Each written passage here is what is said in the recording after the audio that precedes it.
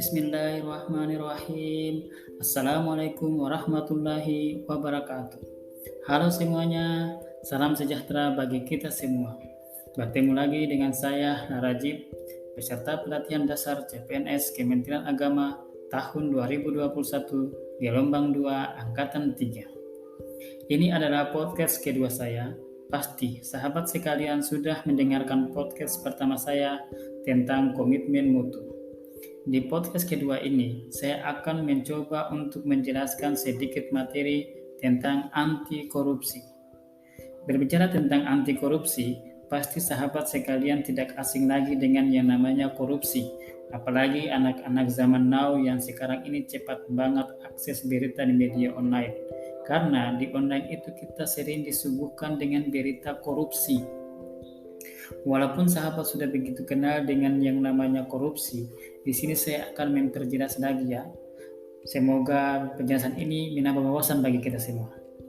Di sini dijelaskan, korupsi berasal dari beberapa bahasa, yaitu bahasa Latin. Korupsi adalah corruptio, corruptus, dan corrumpere. Sedangkan bahasa Inggrisnya korupsi adalah corruption, corrupt, dan bahasa Belandanya korupsi adalah corruptie. Selanjutnya, jika korupsi itu diadopsi dari bahasa Latin, lalu makna korupsi menurut bahasa Indonesia itu apa? Korupsi menurut Kamus Besar Bahasa Indonesia adalah busuk, palsu, suap, atau penyuapan, atau pemalsuan. Sedangkan menurut Kamus Hukum, korupsi adalah buruk, rusak, suka menerima uang sogok, menyelewengkan uang atau barang milik perusahaan atau negara, menerima uang dengan menggunakan jabatannya untuk kepentingan pribadi. Sahabat sekalian sudah tahu kan arti kata korupsi? Selanjutnya kita harus mengenal lagi apa itu ciri-ciri korupsi. Di sini dijelaskan ciri-ciri korupsi sebagai berikut. Pertama, dilakukan oleh lebih dari satu orang. Kedua, merahasiakan motif atau ada keuntungan yang diraih. Ketiga, berhubungan dengan kekuasaan atau kewenangan tertentu. Keempat, berlindung di balik pembenaran hukum. Kelima, melanggar kaedah kejujuran dan norma hukum. Keenam, mengkhianati kepercayaan. Selanjutnya kita akan mengetahui jenis-jenis korupsi.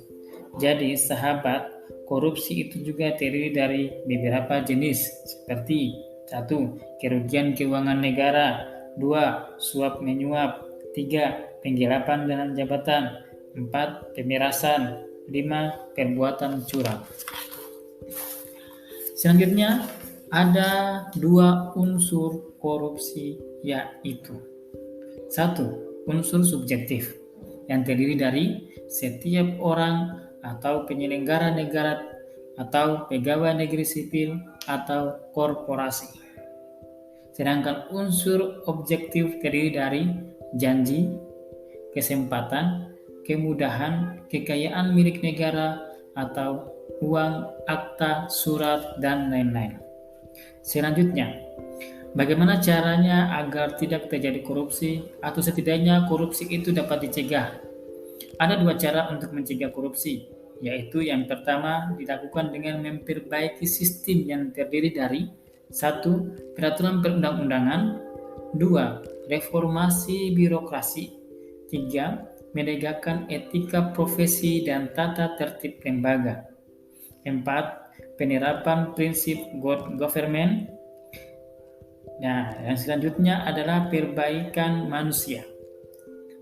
Jadi, yang harus diperbaiki dari manusia adalah memperbaiki moral, meningkatkan kesadaran hukum, mengentaskan kemiskinan, memilih pemimpin yang bersih, jujur, dan anti korupsi. Oke sahabat sekalian, sampai di sini dulu materi singkat tentang korupsi. Semoga bermanfaat untuk kita dan semoga kita dijauhkan dari perilaku korupsi. Amin. Wabillahi taufiq wal hidayah. Wassalamualaikum warahmatullahi wabarakatuh.